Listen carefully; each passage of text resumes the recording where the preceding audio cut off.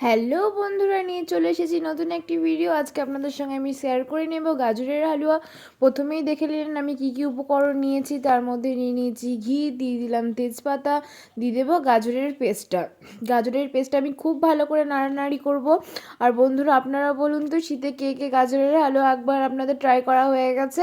এটা নিয়ে কিন্তু আমার সেকেন্ড বার। হালকা আমি একটু জল দুধ দিয়েছি যেন এটাকে ভালো করে মিক্সড করে দেয়। তারপর আমি কিছুটা গুঁড়ো দুধ দিয়ে দিয়েছি, কিছুটা বলতে গেলে পরিমাণে একটু বেশি আমি গুঁড়ো দুধটা দিয়েছি, যেহেতু আমার কাছে লিকুইড দুধটা একটু কম ছিল।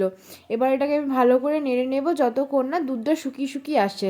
যতটা শুকাবে আমি ততটা জল অ্যাড করতে, এবার যতগুলো জল শুকাবে আমি ততটা করে একটু একটু করে গুঁড়ো দুধটা দেবো, যাতে টেস্টটা খুব ভালো আসে। এবার আমি দিয়ে দেবো কিছুটা আমন্ড, কাজু, পেস্তা, নাটস, এগুলো যেগুলো আছে সেগুলো আমি দিয়ে দিলাম। এটা আমার খেতে খুব ভালো লাগে। শীত মানে আমাদের বাড়িতে হলো গাজরের হালুয়া আর কড়াইশুঁটির কচুরি আর নতুন আলুর দম। জাস্ট জমে যায় ডিনারটা আমাদের।